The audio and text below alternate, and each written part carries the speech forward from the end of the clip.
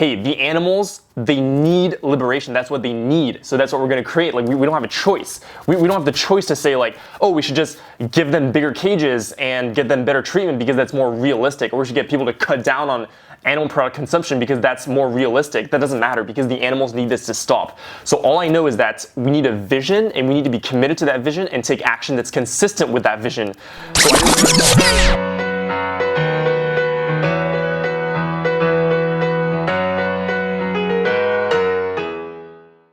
Hello and welcome to the Vegan Luna podcast. I'm here with a super special individual from my home state of California. I'm from San Diego and he's in Los Angeles now. So it's super excited to get a chance to talk to this guy. I've been following him for about a year on Instagram and YouTube, and I'm super excited about what he's doing. He's growing incredibly fast and he's doing amazing, amazing work for the animals and the planet and for people alike. So I want to ask you a few questions to get this podcast started.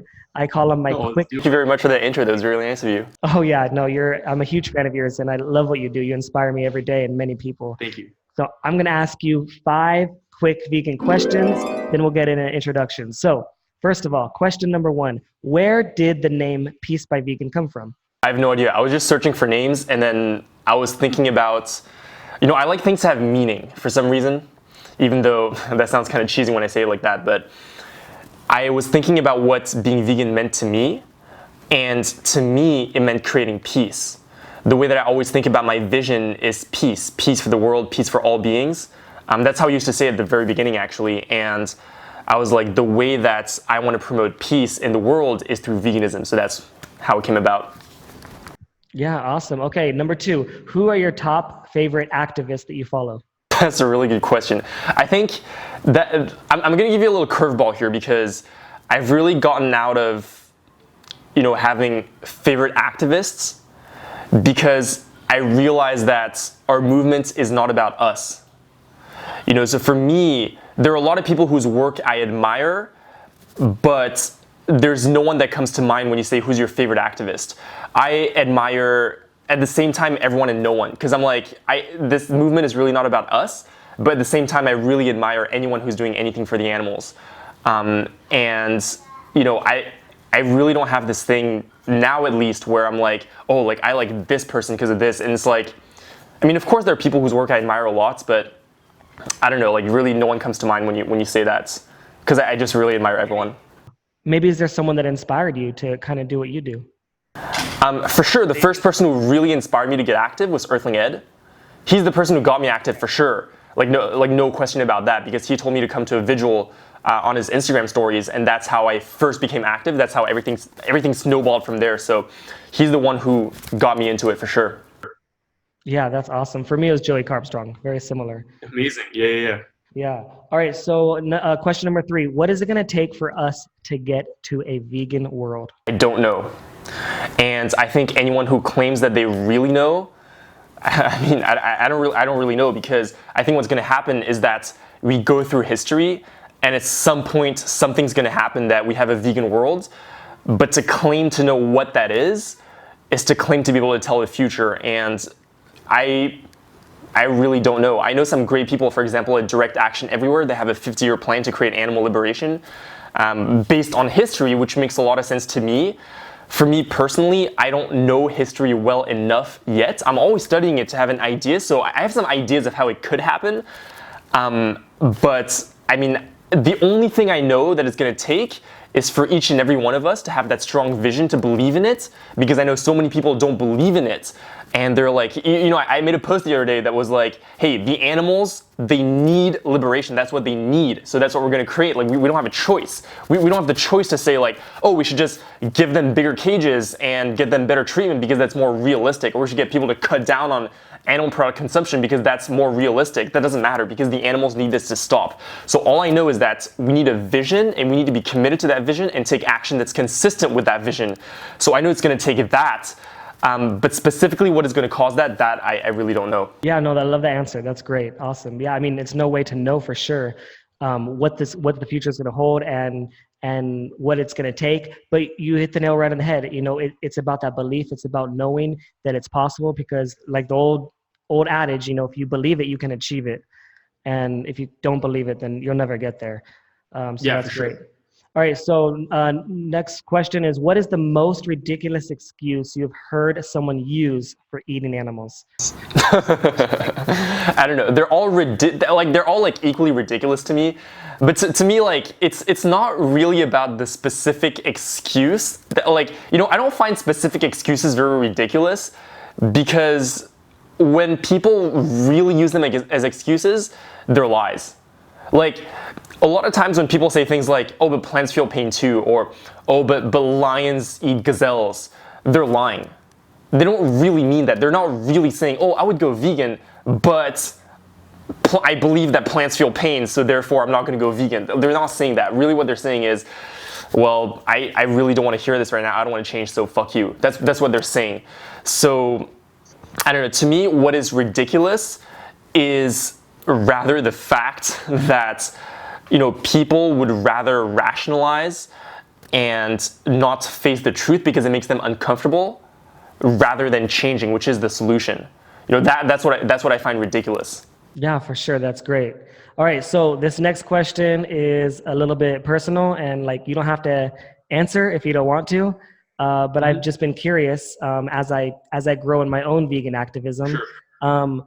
How do you fund the amazing activism you do? And is it an expensive lifestyle to be as active as you are? What does it take, and kind of the costing and funding and that sort of stuff? Yeah, I mean, that's a great question. A lot of people ask about that because a lot of people want to do something similar, right? So, for me, I was very fortunate to get into activism at a time when I was just getting out of college.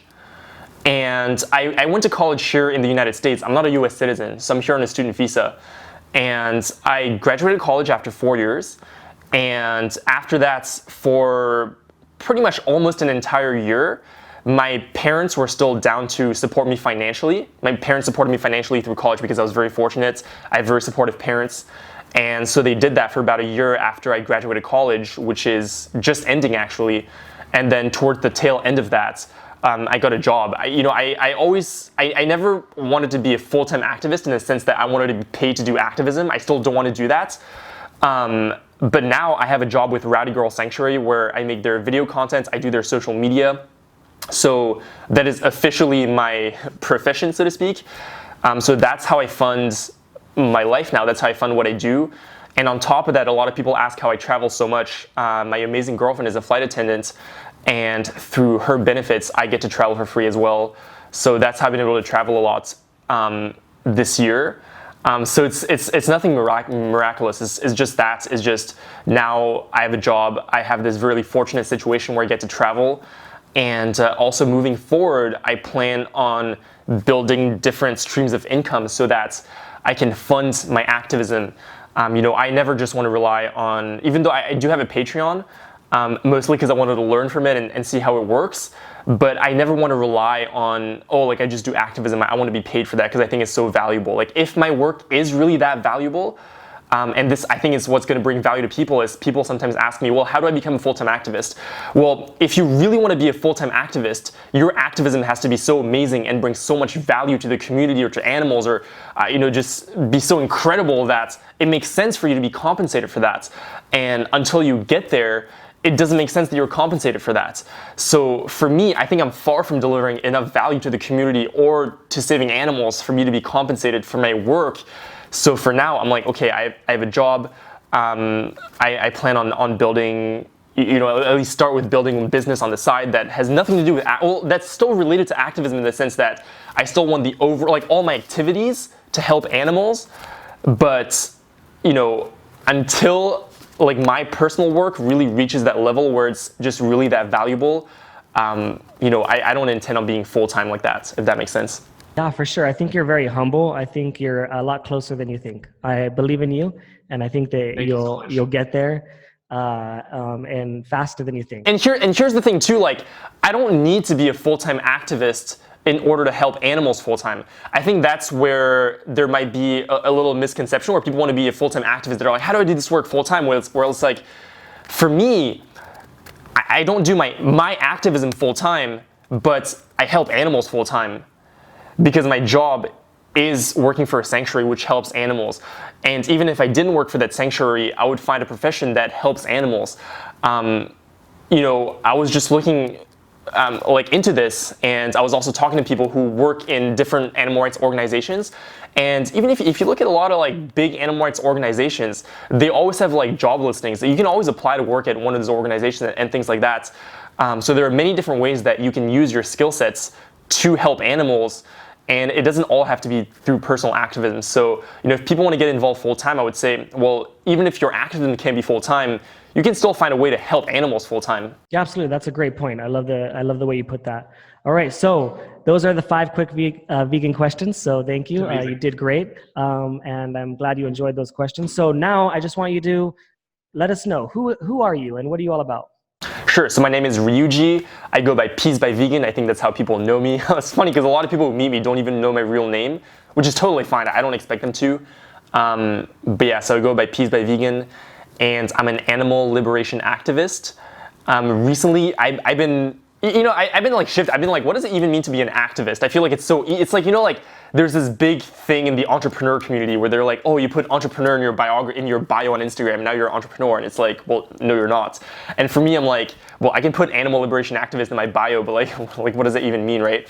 I identify really closely to being a content creator because that's the majority of how I reach my audience, and the majority of my work revolves around making content for the internet. That's even why I'm filming this podcast right now, so I can make content out of it. But yeah, what I want to do is pretty obvious from this podcast and what I've been talking about, that my vision is to create a world where humans don't exploit animals and don't hurt animals completely unnecessarily. And really the big shift I want to see happen in society is a shift where we start seeing animals for who they are and not what we can take from them. And so I'm just trying a lot of different things and doing whatever I can to create that. Yeah, that's great. So right now you're in Los Angeles, that's correct? I'm in Long Beach actually, but yeah, pretty much LA, Long Beach. Yeah, I lived in Pasadena for 3 years.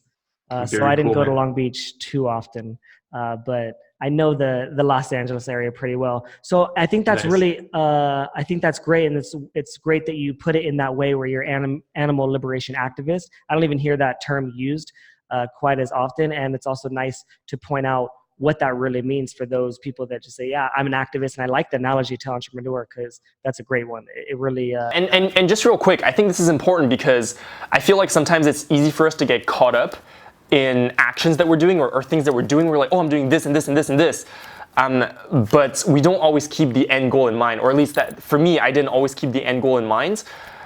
But for me, I think that's the most important thing, to always keep that in mind, to be well, at the end of the day, we're doing this for animal liberation and nothing else. We're not doing this to feel good about ourselves, to, accumulate fame. It's kind of ironic that I talk about this being in the case that I'm growing my social media, but really, for me, when I think about every single action that I take and every single thing that I do, I'm always thinking about how does this fit within the bigger picture of creating animal liberation.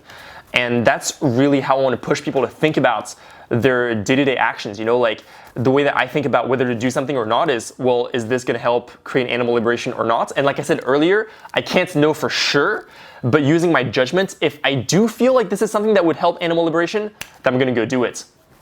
And if not, well, I just don't do it. Yeah, absolutely. It's just it's when any kind of successful book that you read that's teaching you about success and how to be successful, they're always talking about finding your why. Why do you do what you do? If you don't know why you do what you do, you'll never be successful. You'll never accomplish your goals. You'll never get to where you want to get to. And so it's just about really finding your why. And you talk about the end goal, which is your why. Why do we do what we do? All right, so that's great. So now the next thing I want to know from you is, take it back from the beginning, before you even thought about animals being used or animals being abused, or before you thought about any kind of abuse or animal exploitation or any kind of slaughterhouse footage, or before all of this, before you even thought, hey, this might be something wrong to be doing, maybe I should look into this. How did it all happen? Why did you go vegan and decide to do this? I love my story because literally before I became vegan, I didn't even know that veganism existed. I had no idea. That's how far removed I was from it. I never even considered ever becoming vegetarian, even less vegan. I didn't even know what it was. So that's how far away I was from it. The way it happens is it happens in a journey of self-discovery, of self-actualization, and of education, really. Because what happened is that pretty much as a young teenager, I was a pretty miserable kid. I was a very unhappy, just high school student. I remember going to school and realizing one day that I literally hadn't smiled or laughed for like months probably. And in my mind, I was like, I don't even really know if I want to be happy right now. And I remember consciously thinking that. And then through some very fortunate circumstances, I got acquainted to different people on the internet who taught me different things. And the main gist of what I learned is that, hey, if I want to take control of my life, I can. But what it's going to take is it's going to take me putting in the work, becoming educated, and basically stepping up and being like, hey, I'm going to take control of my life. So I started doing that. I started reading a lot of books. And through that journey, I realized at some point, after reading a lot of personal development books and psychology books and things like that, that I wanted to expand what I learned about. So I wanted to learn about history. So I picked up this history book called Sapiens, A Brief History of Humankind, which to this day I think is one of the most thought-provoking books I've ever read. And in that book, the author talks about history through the point of view of many different big sweeping movements, things like the agricultural revolution, things like feudalism or monarchy or religion or imperialism or capitalism. And so it's a really interesting book, and he really talks about history from a point of view that you wouldn't really think about, So everything is about really giving another perspective to things. And so around maybe page 200 or 300, he talks about the modern animal agriculture industry. And he listed out a few standard practices. I don't remember exactly what the book said, but I remember in particular, there's this one photo of inside a hatchery. And for anyone who's listening who doesn't know, inside hatcheries for egg-laying hens, every single male chick who's born is killed on their first day of life. The most common way that it's done, and which is considered humane and legal and standard practice, is they're grown up alive in this giant macerator. And that really shocked me that we treated animals in this way for us to eat food. And he was talking about how we breed animals in the billions just for us to eat them, just for us to use and kill them. And I thought to myself, well, this is horrible. And then he capped off that section by saying, the reason that we contribute to this is not because we're bad people. It's not because we wake up and we're like, you know what I'm going to do today? I want to eat a baby pig who died screaming for their life, fighting for their life. No one wakes up thinking that. All we do is we wake up and we're like, hey, I just want to eat some bacon, right? And he said that we're very removed from the process, and also we're indifferent. And he said that that's what happens to people when we're put in a system where the name of the game right now through capitalism is half the people, or not say the minority of people, I can't remember how he said it, but some people are told make stuff and sell it, and the rest of us are told buy it. And when that's the point of the system, and he's not even necessarily, it's not an anti-capitalist thing per se, where he's not saying that it's an evil system, even though you could argue it that way. What he was saying is that that's just what happens, and then things like ethics sometimes get thrown out the window. Because when you're able to have an exchange of goods, well, ethics is not always relevant to that. And I read that and I was like, wow. And it reminded me of this section 200 pages earlier in the book where he was talking about slavery. And he was saying, now we think about slavery as something that's unthinkable in most of the world, right? It's completely out of our paradigm, because we're like, how could we have used other human beings as property? That's an insane idea to think about. But what he was saying is that people who supported slavery, and what was relevant to that moment was being a consumer. Right? Say you're in England and you're just eating a cookie, and that cookie has sugar in it.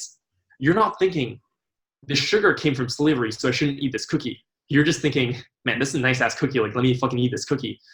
And so basically what he was saying is that it's the same thing now. You eat a cookie now, you don't realize that the eggs in that cookie came from a place where all the male chicks were killed, where all the hens that created those eggs suffered and ultimately was sent to a slaughterhouse. You're not thinking that. You're just like, this is a really good cookie. And I really related to that, because I'm like, that's literally how I lived my life for the first 20 years. And I realized that if now I think that slavery is fucked up, there's no way to support it, to say that it's right, and that if I went back in time I wouldn't support it, then I can't support animal agriculture now, because they're different issues completely, but the fact that they're wrong is the same thing. and the way that they're normalized in society is very, very similar. And I was like, I got to stop. And I was at a time where I was in Paris. I was just about to go back to Los Angeles for my second semester of college. And I was like, when I come back, I'm going to stop consuming those products. So I came back and I was like, okay, I guess I don't eat meat anymore. And I started telling my friends, I was like, hey, I don't eat meat anymore. I don't drink milk.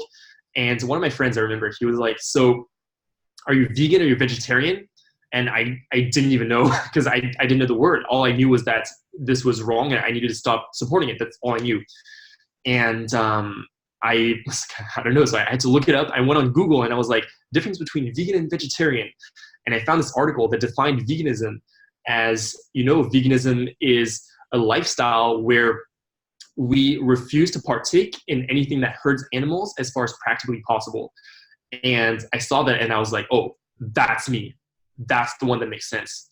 And that's when, I became vegan. And I really want to highlight a couple of different things here. For me, I think the reason that I became vegan straight away after learning about the information is specifically because I was at a place in my life where I was open to receiving that information. And that didn't come randomly, but that came, like I said earlier, because I was in this journey of self-actualization, of finding happiness for myself. I realized that all these different things, whether it be inner success, happiness, being present, being joyful, or even my outer circumstances, having the right people around me, having the life that I want. These are all things I can control. And because I understood that I could control those and I was actively working on that, I was very open to receiving new information. I was very open to changing, because I realized that in order for me to have the life that I want, no matter what that is, I at least have to be open to change. That's why when I learned that information, I was straight away ready to change. Like, I never had those moments like a lot of other people do where I had excuses for it. I never tried to make excuses. For me, I was like, this is wrong. I got to stop supporting it. It was that simple, because that is how simple our message is. But again, that happened because I was at a place in my life where, I was good with myself. Like, so I had this space and the open-mindedness to care about that. And secondly, the thing I want to say is that that story makes it seem like I became vegan for the way that animals were treated, which is absolutely the reason why I became vegan in the first place, right? And I think that's what happens to a lot of us. That's why slaughterhouse footage changes a lot of people, because you're like, man, these animals are treated so horribly. But then very quickly, I realized through researching that the real issue is not how we do it, but that we do it in the first place. When you really take a step back, even though that's completely out of the mainstream paradigm, because we see eating animals and animal products as so normal, when you really peel it back, you'll see that what we're doing is we're breeding innocent animals into existence for the sole purpose of using them and then killing them. And that's the definition of exploitation. The question we got to ask ourselves is, would we want to be in their position? If we want to see if something is right or wrong, what we got to do is we got to put ourselves in that position and see if, would I like it done to me? And when I thought about it that way, I was like, I would never want to be used for food. I don't want to be bred into the world knowing that I'm going to be killed, or knowing that my reproductive system is going to be used and then be killed. And it doesn't matter how it's done, even if it's grass-fed or free range. I'm like, I don't want to be bred and then live in a mansion just so that when I'm 3 years old, which is about the age at which animals are killed, it's really, really young. Just when I'm 3 years old, I don't want to be sent to a slaughterhouse so someone can kill me. And it doesn't even matter at that point if I'm euthanized. It's like, I just don't want that to happen, period, end of story. That's wrong. And if that would be wrong done to me, then it's wrong done to others as well. And there is no way that I can justify putting others in that position. And very, very quickly, I saw that even though animals are different from us, they have all the things that matter. And the ways that matter, we're all the same. They're sentient beings who have feelings, who have personalities, who want to live and who can't suffer. And as long as they have that, then the way that they suffer is the same way that I suffer. If they go through a slaughterhouse, when they get their throat slit, is the same thing if I get my throat slit. When they're being exploited, is the same thing. And so there's just absolutely no way that you can justify it. Yeah, that's perfect. And that's a very powerful story about why you went vegan and how it relates to the animals. And I love the story that you talked about Sapiens. I have that book on my list. It's on my list. I plan to read it, and you inspired me to really probably take that one on next, because it wasn't on my next list, but it might have shot up a few gaps. I Fun like fact about that book, like the author, like I didn't know this, but after I read it and I became vegan thanks to that book, I was like, man, I hope the author is vegan, and I had no idea. And it was only 2 years later that I was talking to a friend of mine who heard a podcast with that author and told me, hey, that guy's actually vegan. And I was like, that's amazing. And then I watched a few videos and I found out that he became vegan as a result of doing research for that book, which is really funny, which makes a lot of sense. Absolutely. Yeah, I've even heard the researchers on the Oxford study for the environmental changes, like some of the lead researchers on that went vegan because of the research they found about animal agriculture and the effects on climate change. But there was something else that you said that I really liked, and I think it really resonated with me the most, and hopefully it'll resonate with a lot of people that are open-minded, is when you said you were ready and you accepted it and you didn't make excuses because you were open-minded. And the reason why that's important to me is because that's exactly what happened to me when I decided to go vegan. And I never thought about it that clearly until recently when I was on my very first podcast and I was talking about my story. I was sharing my story and I realized the reason why I went vegan isn't necessarily because I watched this one documentary. That was part of it. It was because before that I was open-minded because my dad had passed away and I was soul searching. I was on a self-analyzation journey of who am I and what do I want to do and what am I doing in this life, and I was open to learning. And someone recommended me to learn to watch What the Health, and then it snowballed from there. And so I say that it was health first, but it was really open-mindedness first. So it's a question of what's the best way to communicate to people to shift their mind.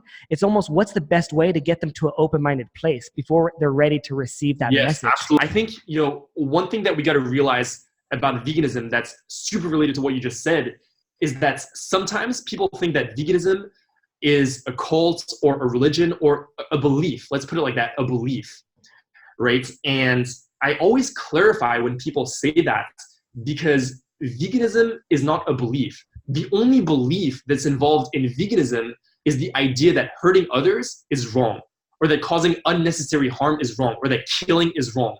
That is, I guess you could say that that's a belief, but everything else about veganism is based on facts and science. The fact that animals suffer in animal agriculture, that's not an opinion, that's a fact. The fact that animals suffer when they get their throat slit in a slaughterhouse, that's not an opinion, that's a fact. So all those things are like, that's why I think, like when people compare veganism to say things like religion, I think it's funny because, and I'm not dissing religion in any way. Like there's nothing wrong with, I have absolutely nothing against religion at all. I'm really open-minded to it. In fact, that's one of the things that veganism taught me, is that just to be open-minded to anything. But, veganism, I don't know how else to say it. It's just that simple. Is based on facts. Like animals are sentient. That's a fact. And when we use them, they suffer, and we put them in a system where we're objectifying them. And they don't like that. And that's not my opinion, so to speak. Yeah, and you were going to say something about why you think it's interesting that they compare it to religion. You were going to say something about that. Oh, yeah, no, I think it's interesting because it just shows how I think the way that people see veganism, and I think for everything we got to take responsibility, right? So for me, what I found is that a lot of people understand veganism, or really don't understand it, but the way that they perceive it is they're like, oh, that's a cool choice that someone made. Like, I'm happy for, that's why people say like, oh, good for you that you do that. I'm happy for you. I support that. Is because in their minds, most likely they see it as a belief, or as, oh, that person has a certain opinion about the world. That's why they choose to be vegan. In the same way that you would say like, oh, someone chooses to be religious. At least, that's how I perceive it. Maybe they don't perceive it that way. Everyone perceives things differently, right? So I don't want to speak for other people, but for me, I feel like that's how a lot of people see veganism, or it's like this belief that, or people think like, oh, it's because he loves animals so much, so he thinks that, we shouldn't do this to animals. But what I think people don't realize is that veganism, for me, it's not like this. I guess it is a choice that I made, because in practice, we do have the choice to be vegan or not. But really, when I think about it from an ethical perspective, is not really a choice that I made. It is rather that I just saw that something was wrong. And I was like, because this thing is wrong, I don't understand this thing where people are like, yeah, I see that what we do to animals is wrong, but they wouldn't take part in the solution, which is at least stop contributing to it. Because that's the other thing too about veganism is that it seems in society, because it's so extreme, right, compared to what most people do, it seems extreme. But when you think about it from a logical perspective, it's the absolute least that we can do. Because people don't understand that what animals go through in animal agriculture is not a little bit bad. It's not. We're not saying like, oh, they're a little bit uncomfortable. It is the worst thing in the world. They're being bred into the world to be killed in slaughterhouses. Every single animal that goes through animal agriculture, whether it be in the meat, dairy, egg industries, they all end up in a slaughterhouse. A slaughterhouse is arguably the most violent place in the world. It's a building designed to kill in very violent ways. Like we're slitting the throats of animals. That's no joke. Imagine getting your throat slit. That is insane. That is one of the worst ways you could die. I mean, there are many horrible ways you can die, right? But you would never want to do that. And that's what we're doing to animals. It's like, the best way I would put it is that I don't think we can relate to the scale and the degree to which animals suffer and are exploited in animal agriculture, because it's really, it's really that bad, right? And I like that you use the moral, the word that I think you were looking for that would describe a lot of what you're talking about. The moral imperative. It's a moral obligation. No, right? Exactly. And so as I was saying, so when we see that that's happening, the least we can do is not take part in the violence, right? It's very similar to say, if you see someone in the streets kicking a dog, then most people, at least in their minds, would think that they would go help the dog to try to stop the violence, right? Or they would get people around them to help them so they can go stop the violence. That's what people would do. Well, veganism is not even that. Veganism is literally seeing the person kick the dog in the face and then walking by without helping the person kick the dog. Because in our world, when we are born, by default, we're on the side of the person kicking the dog. Except if kicking dogs, we're killing cows, chickens, pigs, turkeys, goats, fish, etc., right? So being vegan is just like, hey, you see that that's wrong, and then you take a step back. You're not even stopping. Like, it's literally the least you can do. It's literally just not taking part in the violence. And so for me, it just blows my mind that, because a lot of people know now, or at least deep down inside, that when we eat animal products, there's something wrong here. Like, they know that animals suffer, that at least they know that they're not treated well. They might not have thought that this is inherently wrong, but at least like somewhere deep down inside, they're like, they feel a little bit uncomfortable about it, right? So to me, what blows my mind is how people would choose to try to come to terms with those feelings and repress those feelings and forget about it, rather than be like, hey, maybe this is wrong. Maybe I can be part of the solution. Because to me, that was such an obvious step. Yeah, great. I agree. It's definitely a moral baseline that we need to live our lives by. We need to continue to educate people and to spread the awareness onto why this is a moral obligation and why going vegan is the least we could do. And I know it's a famously quoted by that vegan couple, which we all love. Yep. And so I want to ask you, what do you do for the animals? How do you speak up for them? And why is it important that others do the same if they agree that this is wrong and we have to do something about it? Yeah, so the reason it's important to speak up for animals is, like I said, by becoming vegan, all we're doing is not contributing to the violence. We're not doing anything to stop the violence. Like, if someone is kicking a dog in the streets and we walk by without stopping the violence, that person is still kicking the dog. Like I didn't take part in it, great, but the violence is still continuing. So if you want to stop the violence, which I think for a lot of us is the reason that we became vegan in the first place, right? Because we're told this story that, well, we vote with our dollar. By telling these industries that we won't buy those products, we're decreasing demand, which is also true to a certain degree. I honestly, from what I understand of how history has worked in the past, I don't think that's what's going to lead to animal liberation. Although it is important, this is not a thing to let people off the hook and be like, oh, you don't have to be vegan. Like, of course you have to, but I don't think that's nearly enough to create the change that animals need. And for sure, it's not happening fast enough for the animals, right? Because the animals need it now. That's why we say, when we chant in marches and stuff, we say, what do we want? Animal liberation. When do we want it? Now. Because, we want it now, but really it's because the animals need it now. Like, they just want to be free now. So that being the case, that's why it's important to speak up. Because once you're doing something to help the cause, then all of a sudden you're stepping in and you're trying to stop that person from kicking the dog, right? What I do personally is I do it a lot through making social media contents. I think that's the main vehicle through which I do it. I used to say that I do all these other things, like I go to slaughterhouses, do vigils, I do outreach, et cetera, et cetera. But really, I think where I've had the most impact by far is by creating social media content. And the way that I've done that so far is I've just experimented with a lot of things. I think I'm still learning a lot. I'm still trying a lot of new things. I have a lot of new ideas that I want to try out. And again, everything I do is linked to the end goal of animal liberation. And for me, where I'm at now is I'm trying to educate as many people as possible. And basically I realized that our message is extremely simple. Our message is just, hey, we are by default hurting animals. Let's stop hurting animals. And that being the case, I realized that if I'm able to get this message out to as many qualified leads as possible, so people who might be open to hearing that message, then that's how I think I will get the maximum number of people to become vegan. The way that I'm thinking about it now is I think that one of the most powerful things that we can show people is footage of what actually happens to those animals. I know that a lot of people have been changed by that. For me, in my journey, when I went down that rabbit hole of research that we all go through when we become vegan, that's one of the major things that shifted my perspective, was not just reading about what happens to animals, but seeing it firsthand, right? Because like I said, it's just so bad what happens to animals. I don't think that words can describe that or convey that. Because even if I describe it super accurately, what happens to animals, I don't think that that creates a picture in people's minds of how bad it really is. Because what happens to animals in farms and slaughterhouses is just so far outside our realm of imagination. So for me, now I'm thinking about how can I get the maximum number of people to see slaughterhouse footage.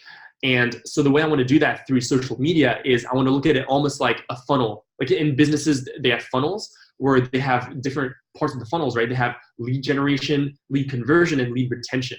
So the way I look at it is I want to put out a lot of content out there that, is very accessible to a lot of people, that a lot of people can watch, that then leads them to want to do more research or to watch what happens to animals. And I want to create easy avenues through which people can do that.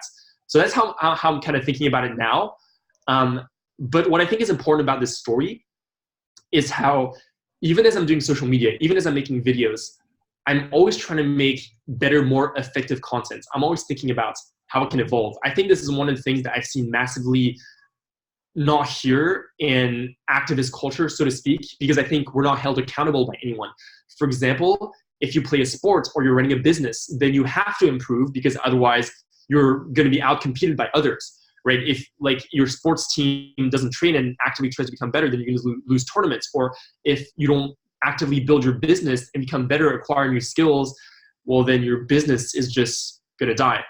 But in activism, if we don't evolve as activists, nothing happens because we still get a pat on the back by everyone else. And everyone else is still like, oh, that's so great. I'm so happy for everything you do for the animals, right? And so for me, I'm like, I love that because it's very supportive, but at the same time, I hate that because it creates very little incentive for us to evolve as activists.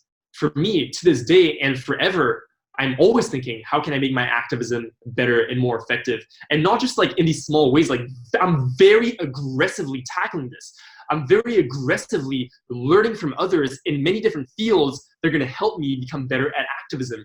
Like some people compliment my outreach and I'm like, you don't understand that my outreach is a product of me studying social interactions and people for the past, I think 7 years of my life now at this point, or maybe even more. I very aggressively studied this by, reading a lot of books, having mentors, attending programs, courses, trainings, observing, doing some deep reflection. I mean, this is some like real work I put into understanding this, and into everything I do, I put in real tangible work. It's like I do so much research on understanding, for example, just on social media, understanding how content works. Like it's not an accident that my platform has grown or that, people like my content. I've created that because I've so aggressively tried to understand what works. How can I make my content better, et cetera, that now it worked, right? So that's definitely something that I want to inject into activist culture, where I think in all facets, whether it is we do outreach, whether we make social media content, whether we do protests, like whatever it is that we do, there's always room for us to grow and improve. And I think that's something that we should pursue much more actively and also very aggressively. Yeah, I couldn't agree more. Once I started learning and reading and opening my mind and learning new skills and seeing how can I be a better activist. First it was, how do I get active and what can I do? Then it was like, how do I get better? How do I improve? How do my skills get improved? And I want to give you a lot of props, because your Instagram TV videos, your IGTV videos are something that inspired me to create mine in a very similar fashion. That's amazing. I'm so happy to hear that. Really, seriously, I think you're like, I put my first like IGTV video where I did the style where you have the title at top that's like a catchy kind of eye catcher, you know, and then you have the video, of course, and then you have the subtitles, and you have it structured in a certain way where it fits with all the formatting. That first one I remember putting inspired by Peace by Vegan. Maybe if you remember that post. That I had posted, one of my first ones, where I will pull it from this podcast and then upload it. But of course, there's other ways and other videos, you know, like that aren't just from podcasts and stuff like that.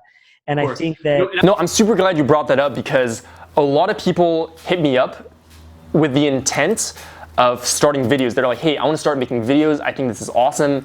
How do I go about it? And I always tell people, you just got to start, because when you start, you're going to suck. And, you know, I sucked when I started. Like a lot of people don't know that before I did Peace by Vegan, I've been making videos for 10 years before that. That's why I have an unfair advantage. But even if you don't have that, like you got to start. Like for the first 5 years that I made videos, my videos sucked, you know? So you got to go through that. But what happens is that I tell people this and people understand, but then I go on their profile like 3 months later and they haven't done anything. This is super common. And so I'm really glad that you started doing this, because, man, I'm just like, dude, like people gotta be just, it doesn't have to be videos necessarily, but anything it is that people want to start. You know, let's talk specifically within activism. If there's anything that you want to start, then you should do it. And you should understand that the first time you do it is gonna be the worst time you do it. You know, like people make this big deal out of the first time of everything. Like for me, I even remember like I wanted my first video to be perfect. And I'm like, now I'm like, what the fuck was I thinking? Dude, it's like everything. It's like losing your virginity. The first time you have sex is like the worst. It's super awkward because you don't know what you're doing. And it's the same thing with anything, right? So I think it's important for us to keep that in mind and just start and then move forward. Yeah, and you never know what'll happen. You never know how people receive it. You never know how many people you're going to influence. What if that one video that you make that sucks is seen by one person, and that one person becomes an influencer that influences millions of people? You know, you never know like that impact that it's going to make. And I was looking specifically at your IGTV videos, and I remember I was scrolling down and I was interested at what point did you grow and what point did you explode. And it was so interesting to see like the number of videos, the number of views that you had at the beginning of your videos on IGTV. And then all of a sudden you hit a point where you were at like 8,000, 7,000, 10,000, and it was like 15, 20, 50, and it just grew like super fast. And what I learned from that is that this, of course, takes time. Like anything, it takes time. It's about consistency. It's about continuing to evolve. It's about continuing to get better. And it's about producing the best content that you think is going to be received the best, and hopefully that's shareable, that it says this is the best value. What people forget a lot is that the reason why most videos are successful in general is because it produces the most amount of value.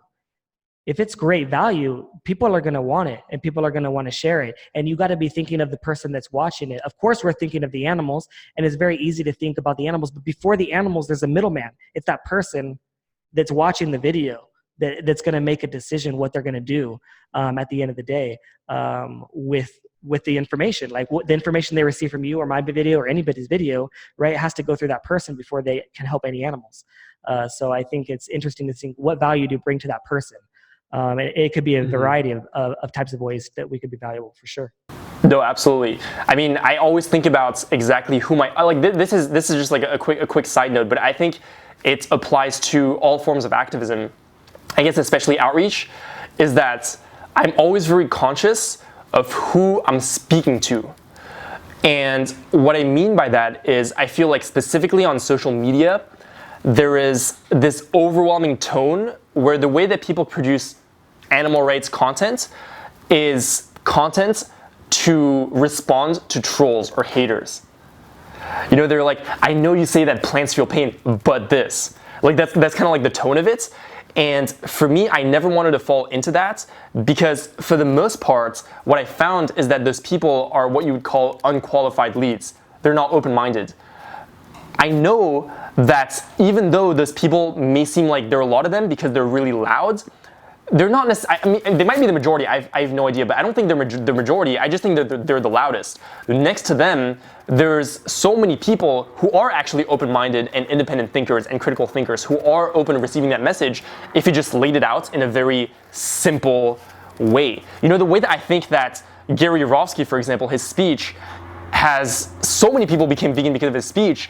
You know, after really watching it and studying it, I think that the reason that happened is, I don't think it's miraculous, even though he's an incredible speaker, like Gary Yourofsky is amazing, but I simply think that it's just because he laid out the message very honestly in a very straightforward way, like no BS, and then it just got distributed to millions of people. And of course, among these millions of people, there is going to be thousands, tens of thousands, hundreds of thousands of people, millions of people, I don't know, who are open-minded to receiving the message. And because he said it in such a clear way, where he was like, hey, this is what's happening, this is what you have to do, it's not a choice, it's about the animals, you gotta think about it this way, well, then people change because he just put it like just really clearly, you know. And so for me, that's what I try to do, where I'm speaking to the person who already cares, who is already open-minded, who is already a critical thinker. I might push them a little bit to bring that out of them, to be like, hey, maybe you want to think critically, maybe you want to see this for yourself now. But then besides that, I always lay out my message in a way that's very clear, concise, honest, and simple, because, you know, that's just what it is. And so I think it's important for us to keep that in mind, because otherwise we can get trapped in this thing where we don't really know who we're talking to. It's just like almost we're posting to vent anger or something.